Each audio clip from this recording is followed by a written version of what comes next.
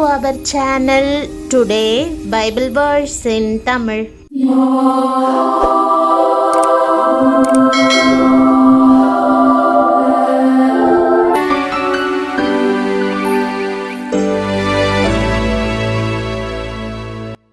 இன்றைய வசனம் எபேசியர் 2 அதிகாரம் 7 வசனம். கிறிஸ்துவுக்குள் பிரியமானவர்களே, நீங்கள் தேவனிடம் செல்ல தகுதியில்லாதவர் என்று நினைக்கிறீர்களா?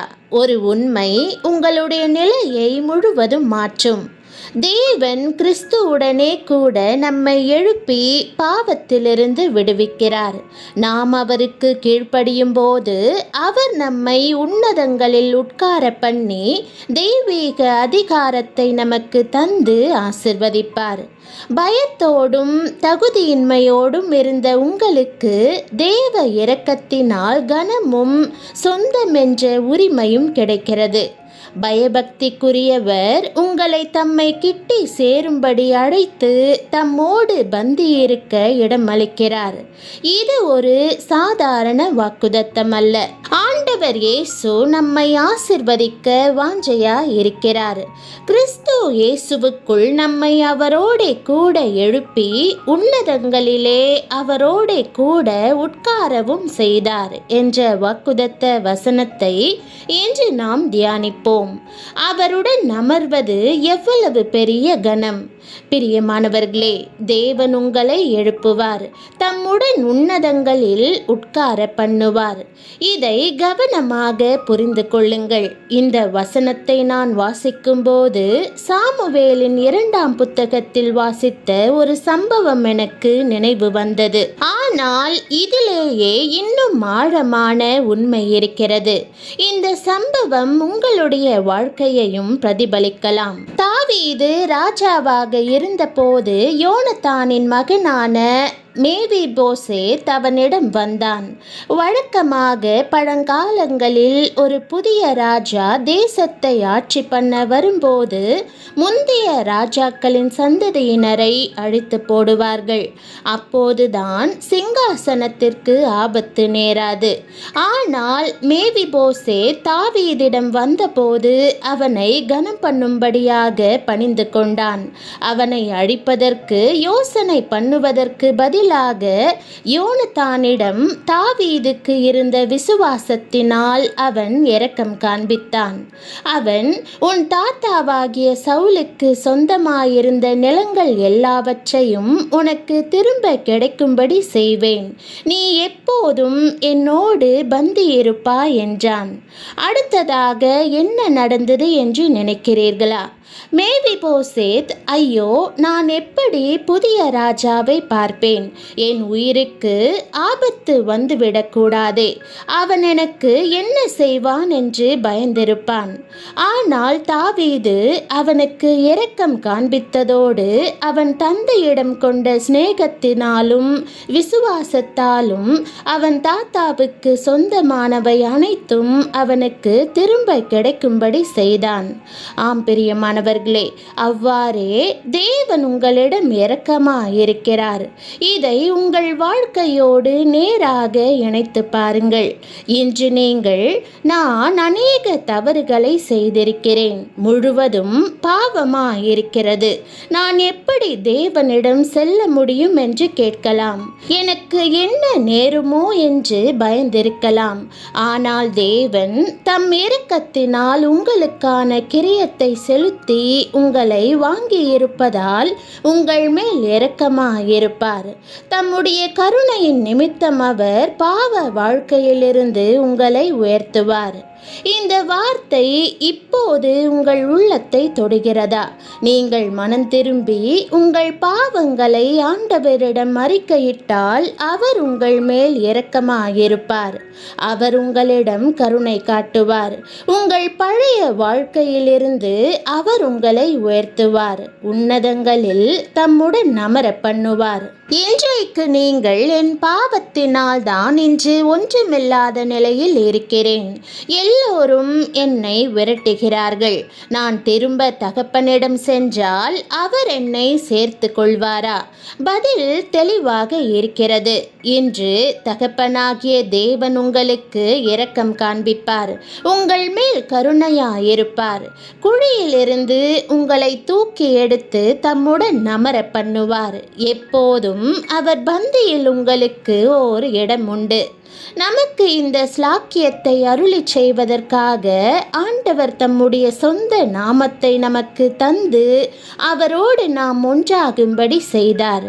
நாம் அவருடைய பிள்ளைகளாகும்படி தம்முடைய நாமத்தை நம்முடைய நெற்றிகளில் வைத்தார் என்று வேதம் கூறுகிறது.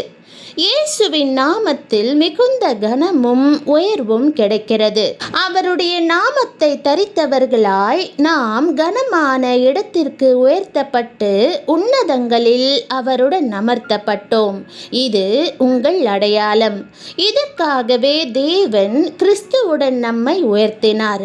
மனிதனுடைய பாவத்தின் விளைவுகளிலிருந்து அவர் நம்மை விடுவித்து பாவங்களிலிருந்து நம்மை உயிர்த்தெழச் செய்து அவருடன் இருக்கும்படி உயர்த்தினார். இயேசுவுடன் மகிமையில் ஒன்றாயிருக்கும்படி உன்னதங்களில் உட்கார வைக்கப்பட்டோம். இன்னும் ஒரு உண்மை, யோனாவின் வாழ்க்கையில் இந்த மாற்றத்தை காண்கிறோம்.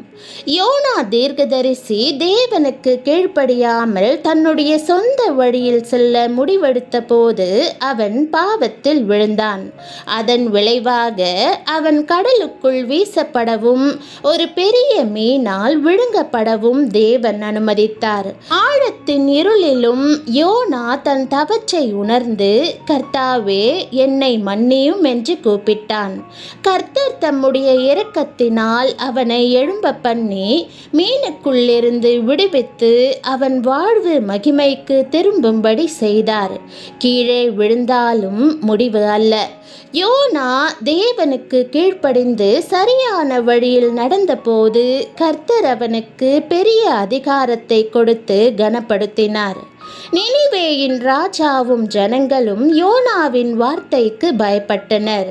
கர்த்தர் மகிமைப்படுத்திய தேவனுடைய தீர்க்கதரிசியின் செய்திக்கு ராஜாவே நடுங்கினான்.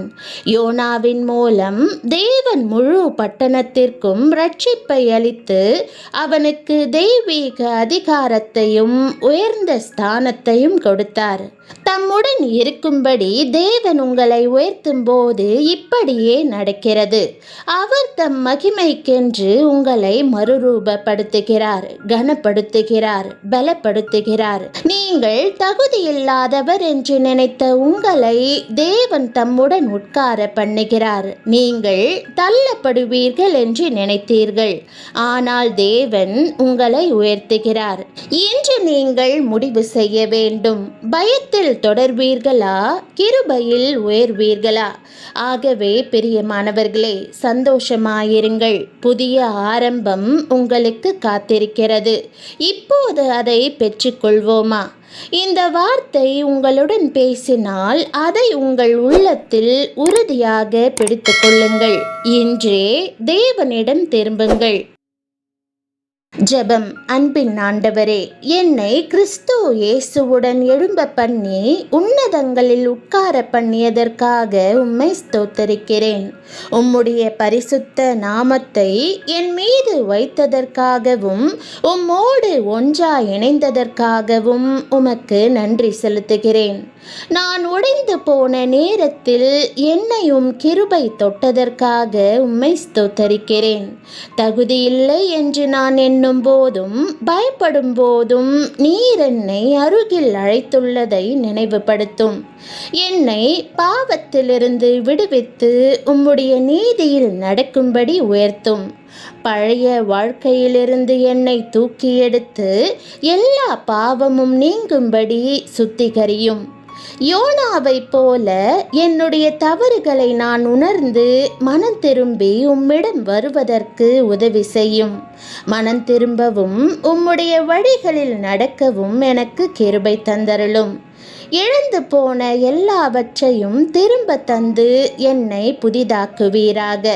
எப்போதும் உம்முடைய நாமத்தின் கனத்தை சுமந்து உம்முடைய சித்தத்திற்கு கீழ்ப்படிந்து நடக்க உதவி செய்யும்.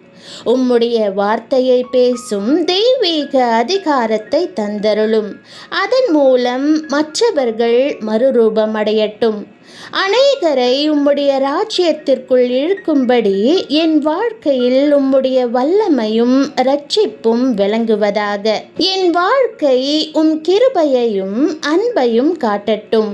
எப்போதும் நானும் சமூகத்தில் அமர்ந்திருக்கும்படி செய்ய வேண்டும் என்று நான் செய்கிற எல்லா காரியங்களிலும் உம்மை மகிமைப்படுத்தும் வண்ணம் உம்முடைய நோக்கத்தின்படி என்னை உயர்த்த வேண்டும் என்று இயேசுவின் நாமத்தில் ஜெபிக்கிறேன் நல்ல பிதாவே, ஆமென்.